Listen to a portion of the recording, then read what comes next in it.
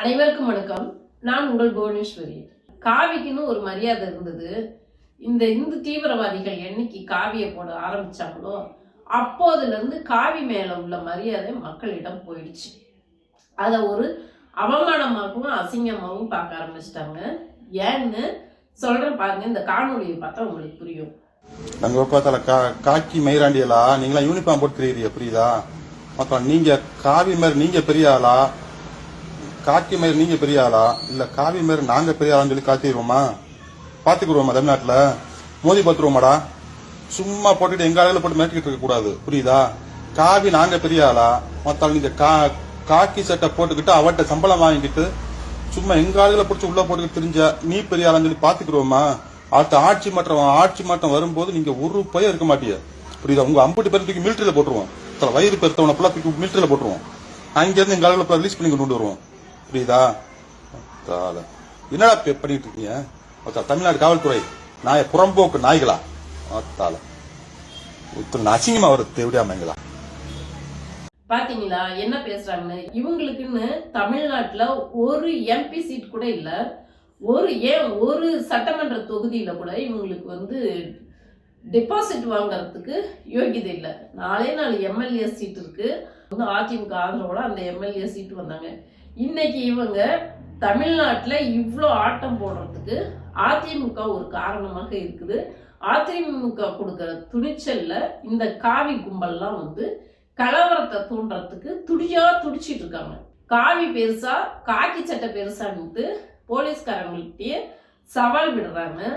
இந்த ஒரு கவுன்சிலர் சீட்டு அவங்களால வாங்குறதுக்கு துப்பு இல்லை. ஆனா ஆட்சிக்கு வந்தா, ஆட்சி மாற்றம் ஏற்பட்டா உங்களெல்லாம் எங்க ராணுவத்துல போய் விட்டுருவேன்னு சொல்லிட்டு காக்கி சட்டைய போலீஸ்காரங்களை மிரட்டுறாங்க. இந்த மாதிரிலாம் ஆபாசமா பேசி அருவருக்கத்தக்க வகையில இவங்க போலீஸ்காரங்களவே திட்டுறாங்கன்னாக்க அப்ப மக்களுடைய நிலை என்னவா இருக்கும்? ஒடிஷாவிலையும் மற்ற மாநிலங்கள்ல மத கலவரத்தை ஏற்படுத்துறாங்களோ அந்த மாதிரி இங்கேயும் தமிழ்நாட்டிலையும் மத கலவரத்தை தூண்டுவதற்கு பல விதங்கள்ல முயற்சி பண்றாங்க. அதை இந்த காக்கி சட்டைகள் தடுத்துட்டு இருக்கிறாங்க.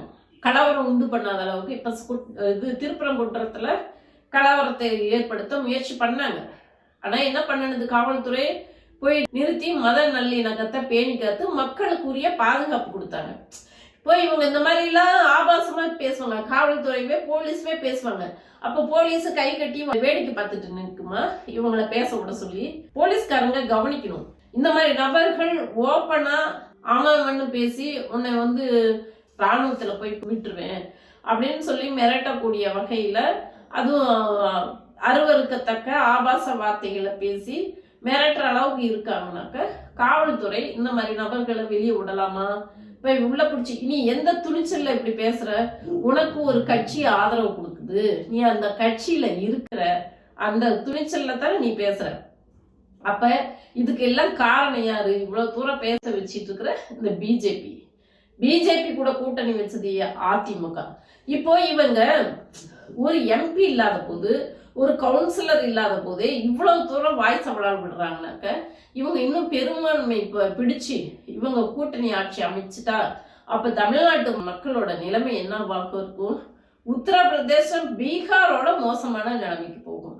மக்கள் சுயமரியாதை இழந்து அடிமையாகத்தான் அந்த காவிகளுக்கு இருக்கிற மாதிரி ஒரு சூழ்நிலையை தமிழ்நாட்டை உருவாக்குறதுக்கு உண்டான முயற்சிகளை தான் எல்லாரும் எடுத்துட்டு இருக்காங்க. இந்த நபர் இந்த காவியை பார்த்தாவே நீங்க நம்ம அலர்ட் ஆயிடணும்.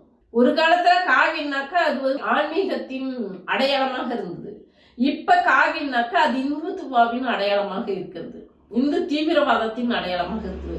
அப்ப காவிகளை பார்த்தாலே நம்ம அலர்ட் ஆயிடணும். ஓ இவங்கெல்லாம் தீவிரவாதிங்க, இவங்களால நமக்கு ஆபத்து இருக்கு, இவங்க நம்மள நிம்மதியா வாழ விட மாட்டாங்க, இவங்க நம்மள அடிமைப்படுத்துவாங்க அப்படின்ற எண்ணம் மக்களுக்கு இந்த காவிகளை பார்த்தாலே, யார் யாரெல்லாம் காவியை போட்டுக்கிட்டு தாமரையை தூக்கிட்டு வராங்களோ அவங்க நமக்கு நமக்கு ஆபத்தானவங்க, அபாயகரமானவங்க அப்படின்ற எண்ணம் மக்களுக்கு வந்துடணும். அதுக்கு உதாரணம் தான் இந்த காவி. காணொலியை பார்த்துட்டு இருக்கிறீங்க. உங்களுடைய கருத்துக்களையும் நம்மளோட பகிர்ந்துக்குங்க. நன்றி, வணக்கம்.